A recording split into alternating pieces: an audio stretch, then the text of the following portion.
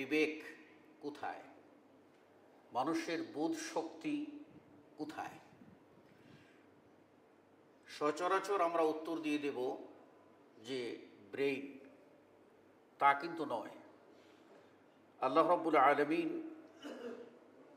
কোরআনুল কারীমে মানুষের বিবেক বা বোধ শক্তি বলেছেন পক্ষে থাকা সেই কলবকে। কোরআনুল কারীমে আল্লাহ রাব্বুল আলামিন বলছেন, আফালা ইয়াতাদাব্বারুনাল কুরআন আম আলা কুলুবিহিম আকফালুহা।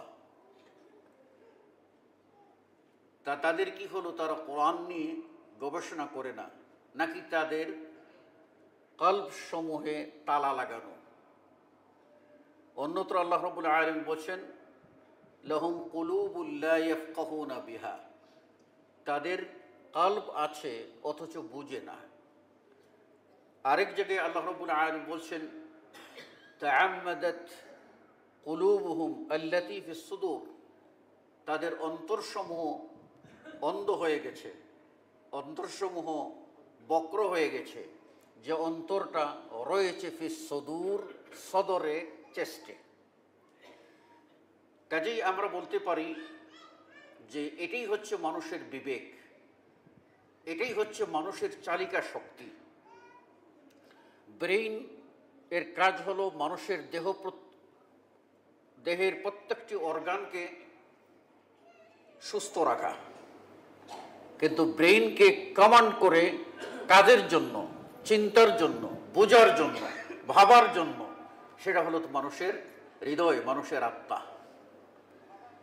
এই জন্য আত্মার পরিশুদ্ধি বা মনের সালামত, মনের নিরাপত্তা, মনের সুস্থতা, মনকে রোগ ব্যাধি মুক্ত রাখা, এটাই হচ্ছে সবচেয়ে বড় চ্যালেঞ্জ। এই জন্য ইসলামে মূল কথা হচ্ছে ইন্নামাল আমালু বিন্নিয়াত। প্রত্যেকটা কাজের ফলাফল কিসের উপরে নির্ভর করে? নিয়তের উপরে। এখন নিয়ত কি? ইরাদাতুল কলব, মনের সংকল্প। এটাকে বলা হয় মাহাল্লুহা আল কলব, যার স্থান হলো কলব। এটা কিন্তু কি নয়, মানে ব্রেইনকে বলা হয়নি, বলা হয়েছে কলবকে। এই জন্য মানুষ অনেক উচ্চশিক্ষায় শিক্ষিত হতে পারে, জ্ঞান বিজ্ঞানে অনেক উৎকর্ষ সাধন করতে পারে, কিন্তু মন বা কলব অন্ধ হওয়ায়, বধির হওয়ায়, অন্ধ হওয়ায়, কলব কাজ না করায়, কলবে মরিচিকা ধরায়, কলব রোগাক্রান্ত হওয়ায়, মন সালামত না থাকায় সে ইস্তেকামত পায় না, সুজাপত পায় না, জ্ঞানী হওয়া সত্ত্বেও পশুর মতো থাকে এবং পশুর মতো আচরণ করে অবশেষে পশু অবস্থায় মারা যায়। কাজেই এই কলবকে সালামত, রোগমুক্ত রাখতে হবে। এজন্য রাসূল সাল্লাল্লাহু আলাইহি ওয়াসাল্লাম থেকে নু'মান ইবনে বাশীর রাদিয়াল্লাহু তাআলা আনহু বর্ণনা করেন, যে হাদিসটা বুখারী ও মুসলিমে রয়েছে। তাহলে এই যে আলা ইন্না ফিল জাসাদি মুযগাতান ইযা সালুহাত সালুহাল জাসাদু কুল্লু ওয়া ইযা ফাসাদাত আও ফাসাদাত ফাসাদাল জাসাদু কুল্লু। যে জেনে রেখো, মানুষের দেহে একটি গোস্তের টুকরা আছে, এটা যদি ঠিক থাকে তাহলে তার পুরো দেহ ঠিক থাকে, সচল থাকে। আর এটা যদি আপনার বিপর্যস্ত হয়ে পড়ে তাহলে তার পুরোটাই বিপর্যস্ত হয়ে যায়, পুরো দেহ। আর এটা কি? আলা ওয়াহিয়াল কলব, জেনে রেখো সেটা হলো কলব। মুসনাদে আহমদের হাদিস, সাহাবী আনাস ইবনে মালিক রাদিয়াল্লাহু তাআলা আনহু বলেন, রাসূলুল্লাহ সাল্লাল্লাহু আলাইহি ওয়াসাল্লাম বলেছেন, লা ইস্তাকিমু ঈমানু আবদিন, কোন বান্দার ঈমান স্থিরতা পাবে না, ঈমান স্থিতিশীল হবে না, স্থির হবে না, হাত্তা ইস্তাকিমা কলবুহু, যতক্ষণ না তার কাল্ব স্থির হবে। ঈমান স্থিতিশীলতা পাবে না, ইস্তেকামত পাবে না, যতক্ষণ না তার কাল্ব ইস্তেকামত পাবে। ওয়ালা ইস্তাকিমু কলবুহু হাত্তা ইস্তাকিমা লিসানুহু, আর ওই বান্দার কাল্বও স্থির হবে না, স্থিতিশীল হবে না, যতক্ষণ না তার জবান স্থিতিশীল হবে। তাহলে পরস্পরের রিলেশন দেখেন, জবান স্থিতিশীল হবে। ওয়ালা ইয়াদখুলু রাজুলুন আল জান্নাতা, কোনো ব্যক্তি জান্নাতে যেতে পারবে না, মানে ওই ব্যক্তি জান্নাতে যেতে পারবে না। লা ইয়ামানু জারুহু বাওয়াইকাহু, যার অনিষ্ট হইতে, যার দুশ্মনী হইতে, যার কষ্ট হইতে তার প্রতিবেশী নিরাপদ নয়। এজন্য আমাদের সকলকে ভাবতে হবে যে আমাদের কলবের, আমাদের দিলের রূপ কি। দিলের রূপ বেঈমানি, কুফরি, ফাসিকি, মুনাফিকি, এগুলি থেকে মানুষ মুক্ত হওয়ার পথ হলো তৌহিদ রিসালাতকে মেনে নেওয়া, কালিমা পড়া, আশহাদু আল্লা ইলাহা ইল্লাল্লাহ ওয়া আশহাদু আন্না মুহাম্মাদুর রাসূলুল্লাহ সাল্লাল্লাহু আলাইহি ওয়াসাল্লাম। তাহলে সে পবিত্র হয়ে যাবে। এর আগে যত পাপ করে থাকুক, যত পাপ করে থাকুক, এমনকি মানে খুন, জিনা, ব্যভিচার, যত ধরনের অপরাধ করে থাকুক, সবগুলি থেকে ক্ষমা পেয়ে যাবে লা ইলাহা ইল্লাল্লাহ কালিমা পড়ে নিলেই। এটা এমন একটা নিয়ামত। আল্লাহ রাসূল সাল্লাল্লাহু আলাইহি ওয়াসাল্লাম বলেছেন, ইন্নাল ইসলাম ইয়াহদিমু মা কানা ক্বাবলা, ইসলাম এমন একটা দিন গ্রহণ করা মাত্রই এর আগের যত কিছু আছে সব হাদম, ধ্বংস করে দেবে। যত পাপ সব ধ্বংস করে দেবে। এজন্য আমাদের সমাজের সবচেয়ে বড় সমস্যা কোথায়? আমাদের সমাজের সবচেয়ে বড় সমস্যা হলো হৃদয়ের বক্রতা, কলবের বক্রতা, মনের পাপ। এই মনের পাপটা আমাদেরকে সব সময় কলুষিত রাখে। মন যখন কমান্ড করে, ব্রেনকে কোনো কমান্ড করে, তখন ব্রেইনের কাজ করে। কোনো একটা কুচিন্তা মন থেকে আনবেন, মনের ভিতরে আনার পরেই আপনার ওটা ব্রেনে যাবে এবং ব্রেন ওটা নিয়ে ভাবতে থাকবে। তো এই কুচিন্তা, দুশ্চিন্তা, খারাপ চিন্তা, অপরের ক্ষতি করার চিন্তা এবং ভাইয়ে ভাইয়ে বিদ্বেষ, ভাইয়ে ভাইয়ে বিদ্বেষ, হিংসা এবং জায়গা জমি নিয়ে দ্বন্দ্ব, পরিবারে কর্তৃত্ব নিয়ে দ্বন্দ্ব, কে কর্তৃত্ব করবে, বাপ করবে না ছেলে করবে, ছেলে করলে বড় ছেলে করবে না ছোট ছেলে করবে, ঘরের ভিতরে মেয়ে কর্তৃত্ব করবে না বউ কর্তৃত্ব করবে, মানে পরিবারে যত অশান্তি, সব অশান্তির মূল হচ্ছে এই হৃদয়ে পছন্দরা, এই কলবে পছন্দরা। এটা যদি আমরা দূর না করতে পারি, তাহলে বাবা ভাইয়েরা, আমরা যত কিছু করি না কেন আল্লাহর কাছে আমরা নিরাপদে পৌঁছতে পারবো না। আল্লাহর কাছে নিরাপদে পৌঁছার জন্য তিনি নিজেই বলে দিয়েছেন, ইয়াউমা লা ইয়ানফাউ মালুন ওয়ালা বানুন, ওই দিনের কথা স্মরণ করো যেদিন কোনো মাল এবং সন্তান সন্ততি কোনো কাজে আসবে না। ইল্লা মান আতাল্লাহ বিকলবিন সালিম, কেবলমাত্র ওই ব্যক্তি যাবে যে সালামতুস সদর নিয়ে, কলবে সলিম নিয়ে, সুস্থ আত্মা নিয়ে, যে আত্মার ভিতরে হাসদ থাকবে না, হিংসা থাকবে না, বিদ্বেষ থাকবে না, ঘৃণা থাকবে না। কোন ঘৃণা? দুনিয়াবি স্বার্থে কিনা। কিন্তু একজন আল্লাহর দুশমন, রসুলের দুশমন, ইসলামের দুশমন যে পরিমাণ অন্যায় করবে, ওই পরিমাণ অন্যায় কারণে তাকে অন্যায় পরিমাণ তার প্রতি বিদ্বেষ রাখতে হবে। অন্যায় করবে, পাপও করবে, আল্লাহর দুশমন, সে আমার দুস্থ থাকিবে, এই কথা কেমন করে হতে পারে? হতে পারে না।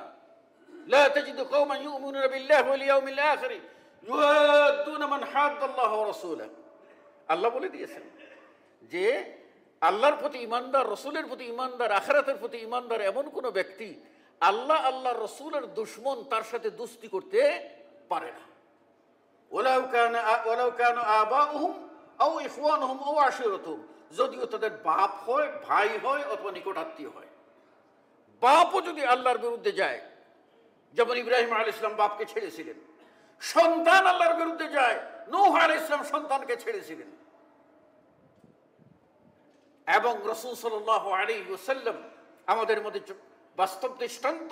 তিনি তার জ্ঞাতি গোষ্ঠী যারা দিন মানে নাই তাদেরকে ছেড়েছেন, আর যারা তার দিন মেনেছে সেই হাবশার বিলাল কৃতদাস তাকেও তিনি আপন করে নিয়েছেন। সুতরাং পরীক্ষা এখানেই। আমাদের সকলকে এই বিষয়ে ভাবতে হবে এবং আমাদের সকলকে চিন্তা করতে হবে, আমাদের দিলকে পরিশুদ্ধ করার জন্য চেষ্টা করা। এবার আসুন, দিল পরিশুদ্ধ এটা হচ্ছে জান্নাতীদের বৈশিষ্ট্য। ওই যে বললাম, যেতে পারবেন আল্লাহর কাছে দিল ঠিক না থাকলে। আর এ কথাই আল্লাহ রাব্বুল আলামিন সূরা আল হাজরের 47 নম্বর আয়াতে বলছেন, ওয়ানাযা'না মা ফি সুদুরিহিম মিন গিল্লিন ইখওয়ানান আলা সুররিন মুতাকাবিলিন। জান্নাতীদের মনের ভিতরে যত প্রকার হিংসা, বিদ্বেষ, ক্লেশ, দুঃখ, বেদনা সব আমি সাফ কইরা দিয়া একেবারে পরিষ্কার পরিশুদ্ধ করে দিয়ে তাদেরকে জান্নাতে ঢুকাবো। আর এই লোকগুলি হবে ইখওয়ানান আলা সুররিন মুতাকাবিলিন। তারা তখন পরস্পরে আপনার সোফার উপরে বসিয়া একে অন্যের দিকে তাকাইয়া হাসি খুশি করবে, আনন্দ করবে। সুবহানাল্লাহ। কারো প্রতি কোনো সরিষা পরিমাণ বিদ্বেষ থাকবে না। সব বিদ্বেষের গ্লানিকে ধুয়ে মুছে পুত পবিত্র করে আল্লাহ রাব্বুল আলামিন জান্নাতের মধ্যে ঢুকাইবেন। আর জান্নাতীরা ভাই ভাই হইয়া তারা একে অন্যে আরাম কেদারায় বসে একে অন্যের দিকে তাকাবে আর হাসি খুশি করবে। সুবহানাল্লাহ। রাসূলুল্লাহ সাল্লাল্লাহু আলাইহি ওয়াসাল্লাম বলেছেন, বুখারীর হাদিস, সাহাবী আবু হুরায়রা রাদিয়াল্লাহু তাআলা আনহু বলেন, আল্লাহ রাসূল সাল্লাল্লাহু আলাইহি ওয়াসাল্লাম বলেন, আউয়ালু জুমরাতিন তাদখুলুল জান্নাহ আলা সূরাতিল কমরি লাইলাতুল বদর। আল্লাহ রাসূল সাল্লাল্লাহু আলাইহি ওয়াসাল্লাম বলেন, প্রথম যারা জান্নাতে যাবে একদল মানুষ, এই মানুষগুলি হবে এমন সুন্দর, এমনভাবে আল্লাহ রাব্বুল আলামিন তাদেরকে সুন্দর করে নিয়ে যাবেন, যেমন তারা হবে পূর্ণিমার রাতের চাঁদের মতো। পূর্ণিমার রাতের চাঁদের মতো এরা হবে। এবং এদের সম্পর্কে আল্লাহ রাব্বুল আলামিন, আল্লাহ রাসূল সাল্লাল্লাহু আলাইহি ওয়াসাল্লাম বলছেন, কুলুবুহুম আলা কলবি রাজুলিন ওয়াহিদ। একটা আত্মার ভিতরে সব হৃদয়ে ঢুকলে যেরকম একটা আত্মা, দুইটা আত্মা না হলে তো দ্বন্দ্ব হবে না, সবকে এক আত্মায় যেরকম হয় সেই রকম হবে। এবং লা তাবাগাদ বাইনাহুম ওয়ালা তাহাসুদ, লা তাবাগাদ বাইনাহুম ওয়ালা তাহাসুদ। তাদের মধ্যে ঘৃণাও থাকবে না, হিংসাও থাকবে না। হিংসা ঘৃণা মুক্ত আল্লাহ রাব্বুল আলামিন বান্দাদেরকে জান্নাতে প্রবেশ করাবেন। এরপর এই সমস্ত এই হৃদয়ের সালামত, হৃদয়ের সুস্থতা, এটা হচ্ছে আপনার নবী ও রাসূলগণের বৈশিষ্ট্য, যাদের সম্পর্কে আল্লাহ রাব্বুল আলামিন কোরআনুল কারীম বলে দিয়েছেন, আলা তাত্তাকুন ইন্নী লাকুম রাসূলুন আমিন। শুআয়ব আলাইহিস সালামের কথা উল্লেখ করে, প্রত্যেক নবীদের কথা এরকম উল্লেখ করে আল্লাহ রাব্বুল আলামিন কোরআনুল কারীম বলছেন, তারা দুনিয়ায় কিছু চায় না, তাদের চাওয়া হলো আল্লাহর কাছে। সুতরাং তাদের একজন আরেকজনের প্রতি কোনো বিদ্বেষ নেই। রাসূলুল্লাহ সাল্লাল্লাহু আলাইহি ওয়াসাল্লাম বলছেন, নবীরা সবাই ভাই ভাই, তাদের বাপ মূল এক, এসেছেন বিভিন্ন মায়ের ঘরে, তাদের দাওয়াত এক, লা ইলাহা ইল্লাল্লাহ, সকলের পথ এক, তারা সবাই পরস্পরের প্রতি আপনার উদার। আপনি যদি দেখেন তাহলে দুনিয়ার ভিতরে এই দৃষ্টান্ত কেউ দেখাইতে পারবেন যে একজন মন্ত্রী হয়েছে, চেষ্টা করে তার ভাইকেও মন্ত্রী বানাইতে, তার জীবদ্দশায় চেষ্টা করবে সেজন্য মন্ত্রী না হয়, কারণ মাতবরিটা আমার। সে যদি মাতবরি নিয়ে নেয় তাহলে তো আমার সম্মান থাকলো না। অথচ মূসা আলাইহিস সালাম আল্লাহ রসুল, তিনি তার ভাই হারুনের জন্য সুপারিশ করলেন যে আল্লাহ তুমি তাকে আমার ওয়াশরিকহু ফি আমরি, আমাকে যে দায়িত্ব দিয়েছো নবুয়ত রিসালতের, সে দায়িত্বে তুমি আমার ভাইকে শরীক করে দাও, তাকেও নবী বানিয়ে দাও। আল্লাহ রাব্বুল আলামিন কবুল করলেন, দিয়ে দিলেন নবী বানিয়ে। আপনি দেখেন ইউসুফ আলাইহিস সালাম, তার ভাইয়েরা তাকে মারার জন্য চেষ্টা করলো, মেরেই দিল, তারা মনে করছে মেরেই ফেলেছে।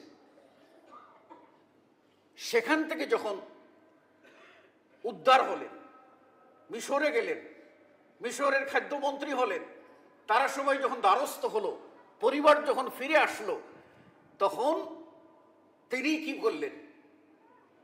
তিনি বললেন এরা আমার ভাই, এরা আমার ভাই, আমার মাঝে আর তাদের মাঝে বিভ্রান্তি করেছে শয়তান। কিন্তু বললেন না যে তোমরা এমন, তোমাদের ক্ষমা করা যাবে না। বললেন এরা আমার ভাই, নাযাগা শায়তান বাইনি ওয়া বাইনাহুম, আমার মাঝে আর আমার ভাইয়ের মধ্যে, এই ভাইদের মধ্যে দ্বন্দ্ব লাগিয়ে দিয়েছে শয়তান। সেই বলে তিনি বললেন লা তাসরিবা আলাইকুমুল ইয়াওম, আজকের দিনে তোমাদের প্রতি আমার কোনো অভিযোগ নাই, তোমাদেরকে আমি হৃদয় থেকে ক্ষমা করে দিলাম। সুতরাং হৃদয়ের সালামত অত্যন্ত গুরুত্বপূর্ণ বিষয়। আমাদের নবী মুহাম্মদ সাল্লাল্লাহু আলাইহি ওয়াসাল্লামকে তায়েফবাসী মারল, কিন্তু তিনি মনের ভিতরে কিচ্ছু রাখলেন না। জিবরিল আসলেন, পাহাড়ের ফেরেশতা আসলো, পাহাড় দেখভাল করার ফেরেশতা এসে বলল মিলেই দেই, দুই পাহাড় মেসাকার করে দেই। আল্লাহ নবী সাল্লাল্লাহু আলাইহি ওয়াসাল্লাম বললেন না না না, বাল আরজু আন ইয়াখরুজাল্লাহু মিন আসলাবিহিম মান ইয়াবুদুল্লাহ ওয়াহদাহু লা ইউশরিকু বিহি শাইআ, আমি আশা করি যে এদের বংশধরের মধ্যে আল্লাহ রাব্বুল আলামিন এমন বান্দা বের করে দেবেন যে আল্লাহর ইবাদত করবে আর আল্লাহর সাথে কাউকে শরীক করবে না। এই মর্মে বুখারী ও মুসলিম একটা হাদিস আসছে, সাহাবী আব্দুল্লাহ ইবনে মাসউদ রাদিয়াল্লাহু তাআলা আনহু বর্ণনা করেন যে তিনি বলেন যে আল্লাহ নবী সাল্লাল্লাহু আলাইহি ওয়াসাল্লাম বিগত কোনো এক নবীর বিবরণ দিচ্ছেন, আর দিয়ে বলছেন জরাবাহু কওমুন, ওই নবীকে তার জাতি মারল, মারার কারণে তার দেহ থেকে রক্ত বেরিয়ে রক্ত পড়তে লাগলো। ওহু ইয়ামসাহুদ্দাম, আর ওই নবী রক্ত আন ওয়াজহিহি, তার মুখমণ্ডল থেকে রক্ত মুছতেছেন। ওই ইয়াকুল, আর বলতেছেন, রক্ত মুছতেছেন আর বলতেছেন আল্লাহুম্মা গফির লি কওমি, হে আল্লাহ আমার এই কওমকে, আমার সম্প্রদায়কে তুমি ক্ষমা করে দাও। ফাইন্নাহুম লা ইয়ালামুন, কেননা তারা জানে না আমি যে নবী, আমি যে তোমার প্রেরিত নবী, আমি যে তাদের কল্যাণের জন্য এসেছি, তুমি যে পাঠিয়েছো, এরা বুঝে নাই, এরা অবুঝ, এদেরকে ক্ষমা করে দাও। কি ক্ষমা পরায়ণ আমরা হতে পেরেছি? মনের ভিতরে যত প্রকার কুটিলতা, জটিলতা, হিংসা, বিদ্বেষ, যত প্রকার ঘৃণা, আমিত্ব ভাব, অহংকার, যত প্রকার মানে মনের যত পাপ আছে, সব পাপ আমাদের মনের ভিতরে ভরা, আর আমরা লেবাসে পোশাকে একেবারে দরবেশ। এটা যদি হয় তাহলে আল্লাহর আদালতে বাঁচার কোনো উপায় নেই। আমি আপনাদেরকে এ মর্মে বলতে চাই যে হৃদয়েরকে প্রশান্ত রাখা, পাপ মুক্ত রাখা, এটা কিন্তু হিংসা বিদ্বেষ মুক্ত রাখা খুব কঠিন কাজ, খুব কঠিন কাজ। বিচারে দুজনের ভিতরে মাফ করে দিলাম, যে মনের ভিতরে আগুন থাকে, বিচারকরা বলছে তাই মাফ করে দিলাম, কিন্তু মনের ভিতরে জ্বালা থাকে, এই জ্বালা নিবারণ করে মাফ করে দেওয়া, এটা কত বড় মহৎ কাজ। এই কাজটা যদি করতে পারেন তাহলে আপনি মানসিকভাবে সুস্থ থাকবেন, আল্লাহর কাছে প্রিয় বান্দা হবেন, মুত্তাকিদের কাতারভুক্ত হবেন, নবীদের কাতারভুক্ত হবেন, জান্নাতীদের অগ্রগামী যারা থাকবে তাদের মতো হবেন। আর যদি আপনার মনে এই ধরনের ব্যথা বেদনা লুকিয়ে রাখেন আপনি, তাহলে আপনার ওই মনের ব্যথাগুলি জড়ো হইতে হইতে এক সময় আপনি মানসিক রোগী হয়ে যাবেন, কিন্তু লাভ হবে না।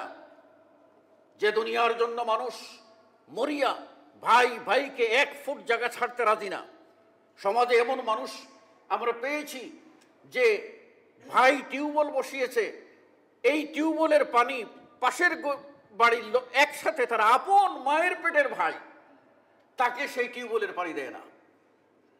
সাবমার্সিবল বসিয়েছে, সেখান থেকে পানি নিতে চায় আপন ভাই, আপন ভাইয়ের বউ, ভাতিজি ভাতিজা, এদেরকে ঝাঁটা দিয়ে লাঠি দিয়ে পিটিয়ে সরিয়ে দেয়। আমি বসিয়েছি, সে সময় বলছি আমার এখানে কিছু শরিক হইতে পারো নাই, এখন পানি খাই পরাস। আল্লাহ যদি কয় যে এই সামান্য একটু শরিক হয় নাই, এই জন্য তুই আমার বান্দাকে তাড়িয়ে দিস, আমি যে তোরে কত নিয়ামত দিয়ে লালন পালন করলাম, বড় করলাম, আমার এই নিয়ামতগুলির কি করছিস, এখন জবাব দে। সেই সময় যদি আল্লাহ আটকে দেন, দুনিয়ার কোনো শক্তি কি আপনাকে আমাকে ফিরিয়ে আনতে পারবে? কোনো শক্তি ফিরিয়ে আনতে পারবে না। অতএব আত্মসমালোচনা একান্ত প্রয়োজন। আল্লাহ রাসূল সাল্লাল্লাহু আলাইহি ওয়াসাল্লাম বলেছেন, লা তাবাগাদু, পরস্পরে একে অন্যে ঘৃণা করিও না, ওয়ালা তাহাসাদু, পরস্পরে হিংসা করিও না, ওয়ালা তাদাবারু, একজন আরেকজনের পিছনে লাগিও না। পিছনে লাগা বুঝেন তো, হ্যাঁ, দুষ্টুটি খুঁজে বের করা আর ওইটা দিয়ে সমাজে আপনার ওকে অপদস্থ করা, হেয় প্রতিপন্ন করা, অথবা এটাকে কেন্দ্র করে কি করেছে, সংসারের ভিতরে আগুন লাগিয়ে দেওয়া। আল্লাহ রাসূল সাল্লাল্লাহু আলাইহি ওয়াসাল্লাম আড়ি পাতা নিষেধ করেছেন, আড়ি পেতে কান পেতে অন্যের কথা শোনা নিষেধ করেছেন। 2-3জন মুসলমান একসাথে আছে, একজনকে সরিয়ে দিয়ে 2জনে কানাকানি করা, পরস্পরে কথা বলা আল্লাহ রাসূল নিষেধ করে দিয়েছেন। সন্দেহ সৃষ্টি হবে, কোনো কিছু করতে পারবে না। সন্দেহ থেকে মুক্ত থাকার চেষ্টা আমাদেরকে করতে হবে। সম্মানিত মুসল্লিয়ানে কেরাম, আল্লাহ নবী সাল্লাল্লাহু আলাইহি ওয়াসাল্লামের ওই প্রসিদ্ধ হাদিস যে আল্লাহ নবী সাল্লাল্লাহু আলাইহি ওয়াসাল্লাম বললেন যে কিছুক্ষণের মধ্যে যে মসজিদে প্রবেশ করবে সে জান্নাতি। সবাই তাকিয়ে থাকলো, কে প্রবেশ করে? যে প্রবেশ করলো মনে মনে সবাই বুঝে নিল এই লোকটা জান্নাতি, সে কিন্তু জানেই না। পরের দিনও এরকম বললেন, ওই লোকই প্রবেশ করলো। এরপরে আরেকদিন বললেন, ওই লোকই প্রবেশ করলো। দেখা গেল যে পরপর 3 দিনে রাসূল সাল্লাল্লাহু আলাইহি ওয়াসাল্লামের দ্বারা এটা তাকিদ হয়ে গেছে যে এই লোকটা জান্নাতি। সাহাবী আব্দুল্লাহ ইবনে আমর রাদিয়াল্লাহু আনহু আরদা, তিনি চিন্তা করলেন যে ওই লোকটার বিশেষ গুণটা কি, যে গুণের কারণে দুনিয়াতেই সে জান্নাতি হিসাবে 3 বারে রাসূল সাল্লাল্লাহু আলাইহি ওয়াসাল্লামের মুখ দিয়ে ডিক্লেয়ার হয়ে গেল। গুণটা কি? তিনি নিজে বলছেন যে আমি তার কাছে গিয়ে তাকে পর্যবেক্ষণ করতে লাগলাম এবং তার কাছে আমি থাকলাম, তার কাছে গিয়ে সঙ্গী হলাম, তার সাথে গিয়ে থাকলাম। থাকার পরে আমি তার মধ্যে কোনো রাত জেগে আলাদা কিছু করছে কিচ্ছু দেখি নাই। এসা পড়ছে, শুয়ে গেছে, ফজরের ওয়াক্ত হয়েছে, উঠেছে, আর কোনো ইবাদত করতে দেখেন নাই। তখন ওই সাহাবী আব্দুল্লাহ ইবনে আমর রাদিয়াল্লাহু আনহু লোকটাকে জিজ্ঞাসা করলেন, ভাই আমি তো দেখলাম আপনাকে, কিন্তু আপনার তো আলাদা কোনো ইবাদত দেখি না, যা আমরা করি আপনিও তাই করেন, এর চেয়ে বেশি কিছু দেখলাম না, অথচ রাসূল সাল্লাল্লাহু আলাইহি ওয়াসাল্লাম পরপর 3 বার আপনাকে জান্নাতি বলে সুসংবাদ দিলেন, তাহলে আপনার স্পেশাল গুণ কি? তিনি বলেন, আমার তো কোনো স্পেশাল গুণ নাই, কোনো গুণ নাই। কি আছে? না, অবশ্যই আছে। বলে, দেখেন আমি কিছু জানি না, আমি যখন রাত্রে শুইতে যাই তখন কোনো মুসলিমের বিরুদ্ধে কোনো অভিযোগ মনের ভিতরে রাখি না, সকলকে ক্ষমা করে দিয়ে খোলা মনে আমি আরামে ঘুমাই, কারো বিরুদ্ধে কোনো অভিযোগ নেই। তখন ওই সাহেব বললেন, হ্যাঁ, এই স্পেশাল গুণের জন্যই আপনি এই সংবাদটা পেয়েছেন, এই সুসংবাদ পেয়েছেন। সুতরাং এটা কিন্তু খুব কঠিন বিষয়, আমাদেরকে এই বিষয়ের ভিতরে সবসময় খেয়াল রাখতে হবে।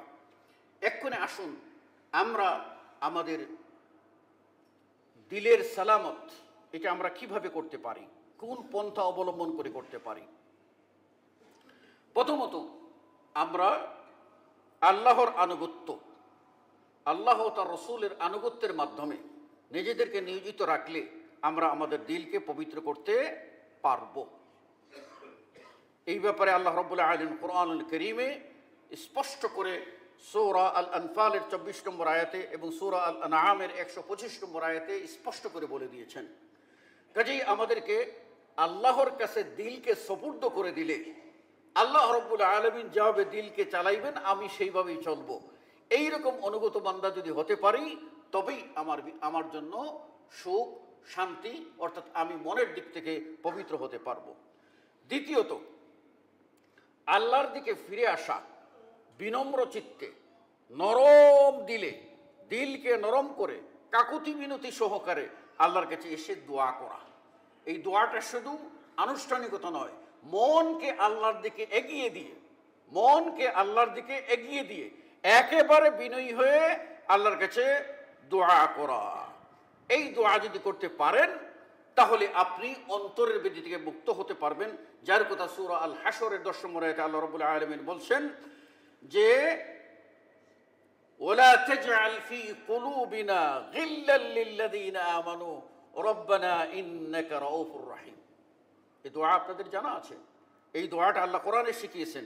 আল্লাহ রাব্বুল আলামিন বলছেন ওয়াল্লাযিনা জাউ মিন বা'দিহিম ইয়াকুলুনা রব্বানা ইগফির লানা ওয়া লিইখওয়ানিনা আল্লাযিনা সাবাকুনা বিল ঈমান।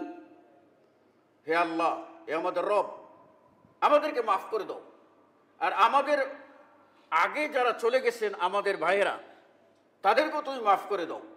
ওয়ালা তাজআল ফি কুলুবিনা গিল্লা লিল্লাযিনা আমানু, যারা ঈমানদার তাদের বিরুদ্ধে আমাদের মনে কোনো প্রকার কুটিলতা রাখিও না, কোনো প্রকার মনের ভিতরে কোনো খটকা রাখিও না।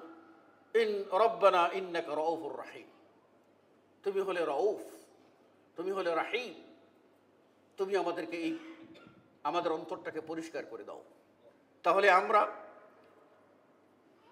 এরপরে আমরা 3 নম্বরে আমরা হব কোরআনের দিকে ধাবিত হব।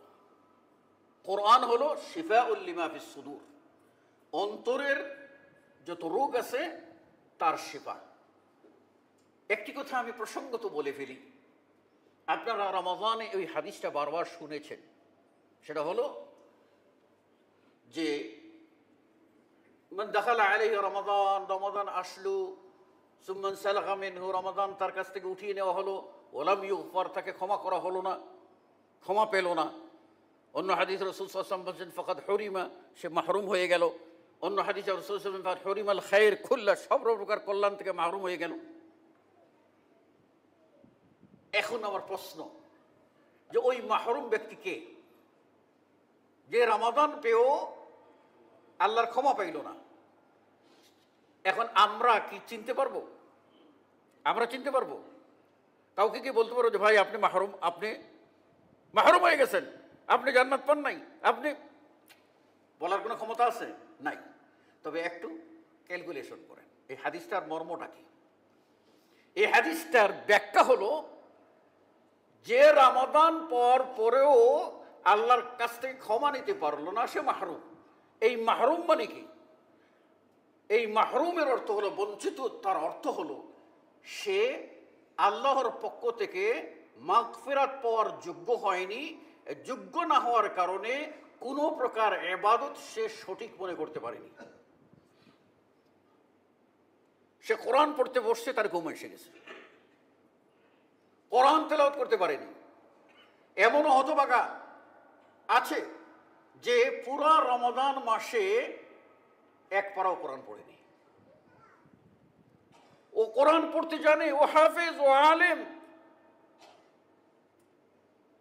এবং বিশেষ করে আমাদের সিলেটের মানুষ কোরআন পড়তে জানে না, এই কথাটা বাইরে আমরা কোনো বিশ্বাস করি না। সবখানেই একটা কথাই প্রমাণিত যে বিশুদ্ধ কোরআন তেলাওয়াতে সিলেট অগ্রগামী, আলহামদুলিল্লাহ। অনেক বাহিরের অন্য ডিস্ট্রিক্টের এমনও আলেম পেয়েছি আমরা, আমাদের উস্তাদদের এমন পেয়েছি। এখন তো কোরআন সহি চর্চা একটা চালু হয়েছে, যার কারণে বিভিন্ন ডিস্ট্রিক্টে শুদ্ধ কোরআন তেলাওয়াতের প্রতিযোগিতা পাওয়া যায়। এমন সময় গেছে যে আমরা জুমার খতিবের পিছনে সলাত আদায় করেছি, হে তার পড়া শুনলে আমাদের শরীরে মানে প্রচণ্ড রাগ হতো। আমি তার আবৃত্তি করতে চাই না, ঠিক আছে? লিল্লাহি মা ফিস সামাওয়াতি ওয়া মা ফিল আরদ, আউযু বিল্লাহি মিনাশ শাইতানির রাজিম, আল্লাহু লা ইলাহা ইল্লাল হাইয়ুল কাইয়্যুম। পাইছি তো এই আমাদের কোরআন পড়তে জানি, আলহামদুলিল্লাহ। কিন্তু দেখবেন যেই লোকটি কোরআন পড়ে না, বুঝতে হবে ওই লোকটার আল্লাহর কাছ থেকে রহমত পাওয়ার তৌফিক পায়নি। যেই লোকটা সোলাতে আসে না, এই লোকটা আল্লাহর রহমত পাওয়ার তৌফিক পায়নি। যেই লোক কিয়ামুল লাইলে আসে না, ওই লোকটা আল্লাহর রহমতের তৌফিক পায়নি।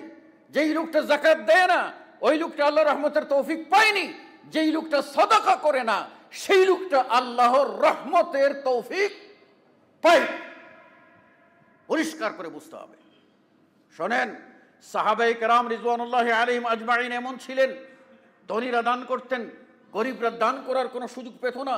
টাকা নাই, পয়সা নাই, কিন্তু দান করলে যে বেশি নেকি হয়, আল্লাহর ক্রোধ যে দূর হয়ে যায়, দানের মাধ্যমে জান্নাত লাভ করা যায়, দানের মাধ্যমে ফেরেশতাদের দোয়া পাওয়া যায়, এই দানের মাধ্যমে রোগ মুক্তি পাওয়া যায়, এই সবগুলি জানার পরে সাহাবারা কি করতেন? তারা কুলি মজুরের কাজ গিয়ে করতেন, পেটের জন্য না। পেটের জন্য খেজুর আছে, যা খাওয়ার জন্য। কোনো কোনো সাহাবী তারা কুলি মজুরের কাজ করতেন, করার পরে ডে লেবার হিসাবে যে অর্থটা জোগাড় করতেন, সেইটাই আল্লাহর রাস্তায় তারা দান করে দিতেন। অথচ আমাদের ব্যাংক ব্যালেন্স আছে, আমরা অন্যের দিকে তাকিয়ে থাকি, অন্যরা করুক, আমরা না। আমি আপনাদের কাছ থেকে বিদায় নেব।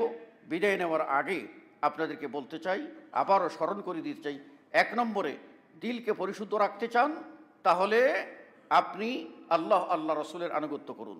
2 নম্বর, দিলকে পরিশুদ্ধ রাখতে চান, তাহলে আল্লাহর কাছে বিনয়চিত দোয়া করুন। সেই দোয়াটা হলো, রব্বানা ইগফির লানা ওয়া লিইখওয়ানিনা আল্লাযীনা সাবাকুনা বিল ঈমান ওয়া লা তাজআল ফি কুলুবিনা গিল্লাল লিল্লাযীনা আমানু রব্বানা ইন্নাকা রাউফুর রহিম। 3 নম্বর, আপনি কোরআন তেলাওয়াত বেশি করে করুন। 4 নম্বর, আপনি মুসলমানদের ভিতরে পরস্পরের সালাম বিনিময় করুন। ঘরে ঢুকতে সালাম দিন, অহংকার করবেন না, আপনাকে সালাম দিতে হবে ভাববেন না, আপনি সালাম দেবেন। এবং 5 নম্বর, আপনি ফকির মিসকিনকে সাহায্য করবেন, এর ভিতরে আত্মা পবিত্র হয়। আপনার দিল শক্ত, আল্লাহ রাসূল সাল্লাল্লাহু আলাইহি ওয়াসাল্লামকে এসে বললেন, ইয়া রাসূলুল্লাহ, আমার দিল শক্ত। অনেক আছে না, সামান্যতে কেঁদে ফেলে, আর কেউ আছে কেউ তার কান্না আসে না। তো আল্লাহ নবীর কাছে এক সাহাবী বললেন, ইয়া রাসূলুল্লাহ, আমার দিল তো খুব শক্ত। আল্লাহ নবী বললেন, তুমি কিছু এতিমদের মাথায় হাত বুলাইবা, তাহলে তোমার দিল নরম হয়ে যাবে। আমি আর আপনাদেরকে কথা বাড়াতে চাই না। সেটা হলো শেষ কথা, কারো প্রতি বদগুমান করবেন না, খারাপ ধারণা করবেন না, অনুমান করে কোনো কারো সম্বন্ধে কোনো মন্তব্য করবেন না। এইগুলি হচ্ছে মানুষকে জাহান্নামে নিয়ে যাওয়ার কারণ। আল্লাহ রাসূল সাল্লাল্লাহু আলাইহি ওয়াসাল্লাম বলছেন, ইয়াকুমুয যান ফাইন্না যান্না আকযাবুল হাদিস। খবরদার, তোমরা বদগুমান করিও না, খারাপ ধারণা কারো সম্বন্ধে করিও না, এটা হলো সবচেয়ে বড় মিথ্যা কথা। কাজেই আমরা আত্মাকে পৌত পবিত্র করার চেষ্টা করি, তাহলেই আমাদের ইবাদতগুলি আল্লাহর দরবারে ঠিকমতো পৌঁছবে, নতুবা কোনো ঘাটে আটকে যাবে, আল্লাহর কাছে যাবে না। এই আশাবাদ ব্যক্ত করে আমরা এখানেই আজকের খুতবা শেষ করছি। আকুলু কওলি হাযা আস্তাগফিরুল্লাহ লি ওয়া লাকুম ওয়া লিসাইরিল মুসলিমিন। বারাকাল্লাহু লানা ওয়া লাকুম ফিল কুরআনিল আযীম ওয়া নাফা'নি ওয়া ইয়্যাকুম বিল আয়াতি ওয়া যিকরিল হাকীম। ইন্নাহু তাআলা জাওয়াদুন কারীম মালিকুর রাউফুর রাহিম ফাস্তাগফিরুহু মিন কুল্লি যামবিন ইন্নাহু হুয়াল গফুরুর রাহিম।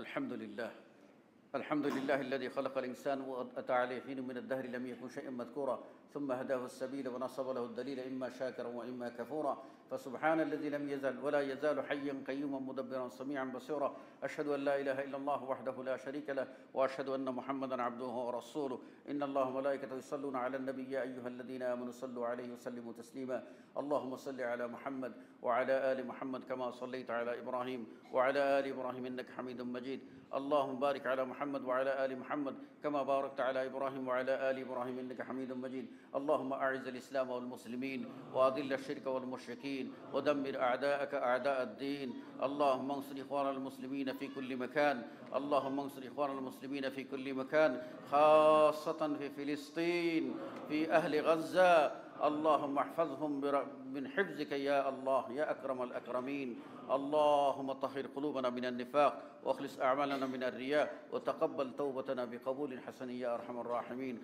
اللهم اذهب عن قلوبنا الحزن اللهم اذهب عن قلوبنا الحزن والغل والحسد برحمتك يا أرحم الراحمين اللهم طهر قلوبنا من كل سوء ومكروه ومن ظن السوء اللهم طهر قلوبنا من كل سوء ومكروه وظن السوء اللهم يا حي يا قيوم برحمتك نستغيث وصل اللهم على نبينا محمد وعلى آله وصحبه وبارك وسلم